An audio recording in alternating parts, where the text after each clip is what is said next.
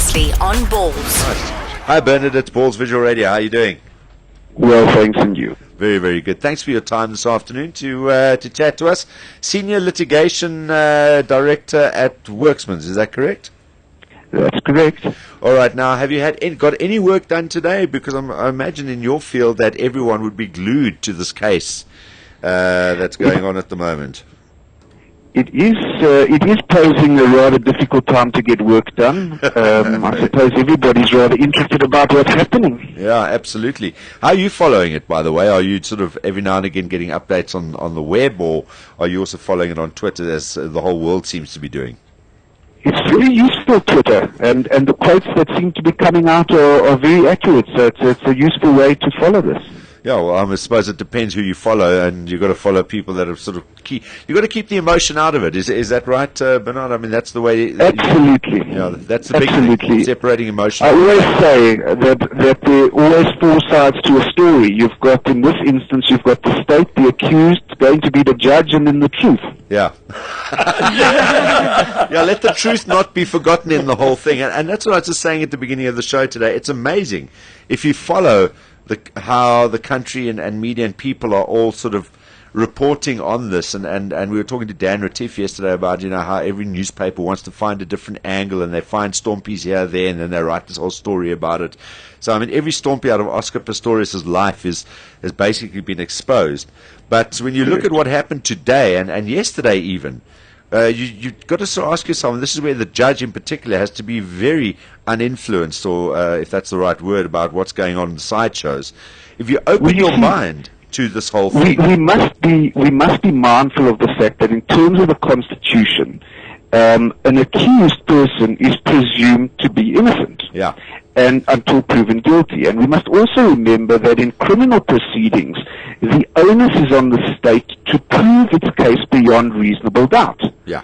So what we really have to deal with here, and it's natural that there's a lot of emotion. There's a lot of emotion on both sides, and obviously because of the reputation of Oscar Pistorius, everybody is venturing their own kind of view. Yeah. But at the end of the day, the judge and the court have to deal with the hard evidence.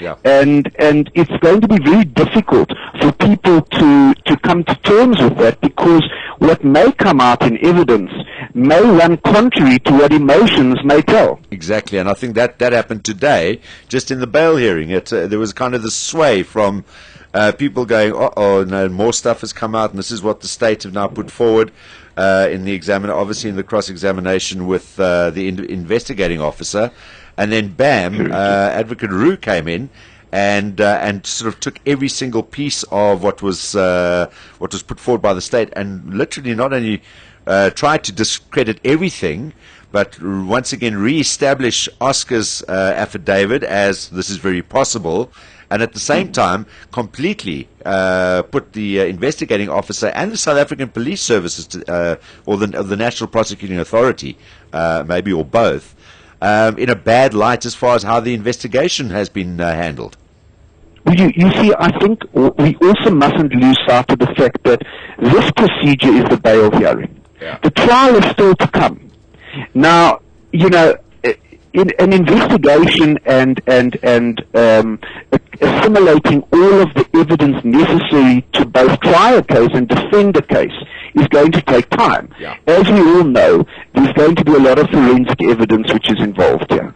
There's going to be statements given by neighbors, by security guards. There's going to be analysis of telephone calls. There's going to be analysis of past behavior, etc., etc. Whilst it's being raised now in the bail hearing, we mustn't, as I say, lose sight of the fact that this is not the trial. Yeah. This is simply to determine whether or not Oscar is entitled to be granted bail, and because he's being charged under Schedule 6, the test is a very tough one. He has to show that there are exceptional circumstances which exist, and that the interests of justice would permit him to be released on bail. It's a very, very tough test. So, as I say, once again, yes, there's a lot of emotion, and yes, people sitting in the gallery are saying, oops, well, maybe there was a bit of lax investigation, but they cannot prejudge the situation because this is not the trial. And that's what the supervisor, I mean the overriding person, the judge, has got to count out and just look at it based on the question: should he or should he not grant him bail based on what he's charged and based on the risk of, based on whether it's a risk or not to actually grant him bail or not. Well, you see, once again, we've got to differentiate when a judge is looking at the various conditions upon which somebody could be released on bail. And one of the questions that was asked, as I read on Twitter, of the investigating officer was, do you think that Oscar Pistorius poses a flight risk? And the answer was yes. Well, if one looks at the Criminal Procedure Act, and if one looks at Schedule 6, being the schedule under which he's been charged, you look at what Oscar has to show. And the section says very clearly, and I'll read the relevant wording to you. It says that the court shall order that the accused be detained in custody until he is dealt with in accordance with the law, unless the accused, having been given a reasonable opportunity to do so, adduces evidence which satisfies the court that exceptional circumstances exist, which in the interest of justice permit his release. But did any of that come into today's hearing then? Not from what I read. I mean, because there was not about any exceptional circumstances where, and I think when we were chatting to somebody yesterday, they were saying, whether the livelihood of your family will be, gravely affected if you weren't granted bail, or your case would be seriously prejudiced if you weren't granted bail. None of that really came into today's hearing, as far as I can Not see. From what I've read. Yeah. Not from what I've read. So discrediting Hilton Botha actually counts for nothing. Well, bearing in mind that I am an armchair observer, Sure. And it's important, as I say, to differentiate between perhaps a lawyer who's sitting in the courtroom who takes in the evidence in a certain way as opposed to a layperson who's interpreting it in another way. So without wanting to venture down that path, I can't say definitively. Obviously, Barry Rue, as the senior counsel, is a very, very skilled advocate, and he obviously has his tactic in mind. Harry Nell, on the other hand, is also a very, very competent prosecutor, a very senior man, and he's got his tactics. So it's really, one shouldn't prejudge it. At the end of the day, the magistrate, Mr. Nell, is going to be the one who's going to have to make this decision. I mean, just going back to the investigating officer, is that the best chance? Because effectively, I think the way I see it is that the defense are trying to say, look, there is a real possibility here, and we're arguing that this was, look, a freak mistake. And I mean, if you open your mind and just think about his affidavit yesterday and that actually happening, I mean, you can't imagine that happening to anyone having that much bad luck in one incident, in one sequence of events, that it can come out looking the way it has, yet that is actually what happened. But you've got to open your mind to thinking, okay, well, that is plausible. That could have happened. Yes. Is that Barry Rue and the defense's best chance to go, Judge, this is plausible that this could have happened, and thereby his discrediting of the investigating officer is basically putting that forward because that's his best chance of the judge looking at it going, well, it could have been a mistake, and if it was, the guy is, is not a risk then to society and could get bail. Well, let's remember, as we're doing here, we're differentiating between the bail hearing and the ultimate trial that's going to unfold. We mustn't lose sight of the fact that when it comes to the trial, the state bears the onus of proving beyond a reasonable doubt. Here, when it comes to the bail hearing, it's not the state, but it's the accused who has to show exceptional circumstances that it's in the interest of justice that he be released. Yeah. So it's a kind of flip, because when it comes to the trial, it's going to be the state who has to prove beyond reasonable doubt that he's guilty. Yeah. Here, on the bail, it's Oscar Pistorius who has to show exceptional circumstances and that it's in the interest of justice that he be released. Yeah. What, just in terms of the exchange today, I mean, a lot of that is going to come up in the trial again. I mean, those are kind of the, maybe a sneak preview of what's obviously going to be taken in bits and pieces and discussed at length, and it's not going to be a short affair. So we're going to see this all coming up in the trial again. What did you make of those exchanges, though? Just from a legal, sort of independent legal point of view. Look, I think anybody who is subjected to cross-examination, whether you're a skilled policeman, whether you're an attorney, an advocate, or just a layperson, cross-examination is not a pleasurable adventure. The job of a cross-examiner is to cast doubt on your version. Yeah. So I would imagine that in preparing for trial, any witness who steps into that witness box, whether they're for the prosecution or for the defense, will be properly prepared. And obviously, if the state does their job properly, in other words, if the police investigate the case the way they should, properly, and they followed the evidentiary chain, and the witnesses are properly prepared, the state has to present that as being their best case, to show beyond reasonable doubt that the offence which they allege has been committed has in fact been committed. I read an interesting tweet today. Well, there were lots of tweets going around, but it was something retweeted by Pierre de Vos, and he says flock attorneys were the original tweeters, but opposing bail is sometimes also a very clever way for the prosecution to obtain a wealth of information about the accused.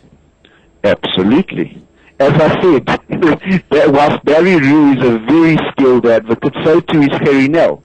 Yeah. And here, as has been picked up on, whereas I said to you in the trial, the state has the onus. Here the accused has the onus to show exceptional circumstances. Well, how does he do so? He has to do so by giving his version. Yeah. And obviously the state is now armed with that. And they'll have time, regardless, whichever way it goes, they will have time now to take all of that. And also, I mean, what the investigating officer has kind of been torn apart by the defense with today and go, all right, well, listen, I mean, this is where it stands right now, but these are the things you need to investigate because, as Botha said, look, a lot of the stuff still needs to be investigated further. So a lot of it is not conclusive. You know, these are just where we are in our investigation at the moment. It's a very fresh matter. And the issue with it being a fresh matter is obviously a skilled investigator will want to do a thorough investigation, and that will necessitate doing a lot of things which quite conceivably could not have already been achieved by the time the bail hearing commenced. Yeah.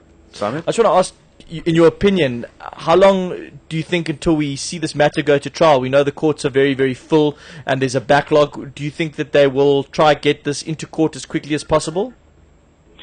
I think, you know, it doesn't really, it ought not to matter who the accused is.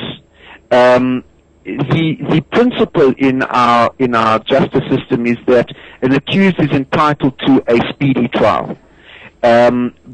Speedy, obviously we would hope that there are no inordinate delays, but one must understand that in a process of preparing a matter for trial there may be postponements, there may be further investigations which are required, but I do not think that you're going to be waiting an inordinate time before this matter comes to trial. Is it not in the interest, because of just what a big public international focus there is on this trial, that it would be better to obviously, you've got to give both sides time to gather evidence and to have a look at everything that's there and check the forensics, etc. But, you know, to make sure that they do, even if there's a backlog in the courts, to move it forward, because the longer that we wait for this thing to go to trial, the more hysteria it'll just build around it. Yes and no, because you've also got the flip side where people are saying, well, we know that there are other heinous crimes that are being committed, and why should one case be elevated to a level of importance beyond another case? So we've also got to measure that and not prejudice the citizens or victims or accused who themselves are entitled to speedy justice. Sorry, Johnny, I've got one final one, but Johnny, you go first. But I just wanted to ask you, what is the situation in terms of sponsorships? Because we know in situations like this, major companies, i.e. here, Nike and Oakley, have already dropped their sponsorships. If he's found not guilty, is it incumbent upon them to reinstate those sponsorships? Well, John, I'd be interested to see what the terms of the agreements would provide. I can tell you with Nike, they were very clever. I think it was Nike. I stand corrected, but I think it was Nike. One of them actually, the way they worded it was that they had no future plans to include Oscar in any of their marketing or advertising, and they kind of left it open as that we weren't planning to carry on with him anyway. So I think they were trying to be clever, going, listen, we're not making a decision, but we don't want to be involved. Ambiguous. Yes, I think that perhaps a number of companies were consulting their attorneys. Absolutely. My final one to you, and I've said this numerous times as well, and I'm interested to find out for you as a person that does litigation and has been down this road numerous times, that I've sat just saying, thank goodness that we do not have a jury system here, because how would you be able to pick a jury that is completely impartial, has not been affected by all the media and the comments and stuff like that? Would it be difficult to get a jury if we had a jury system here? Sure. You remind me of OJ. Exactly, yeah. Well, and that's precisely the point, because what we have to hope for in our justice system is that the judge who presides over the case is going to reach his or her decision based upon the evidence that is presented. Not the emotion, but the evidence that is presented. Yeah. And, I mean, as I say, I think it's probably, as I said, the jury selection might be a very long process if they had to do that in this country. Absolutely. Yeah. Listen, Bernard, we really appreciate you taking a bit of time out. We know how busy you guys are, taking some time out to have a chat to us. And I know you've got some catching up to do after keeping one eye on Twitter today to see what was going down in Pretoria. Thank you very much for joining us this afternoon. Only a pleasure. Thanks, have a good day. All the best. Bye-bye. This is Balls Visual Radio. Darren, Simon, Kate and John. Weekdays from 3 p.m. to 6 p.m. Central African Time. Balls.co.za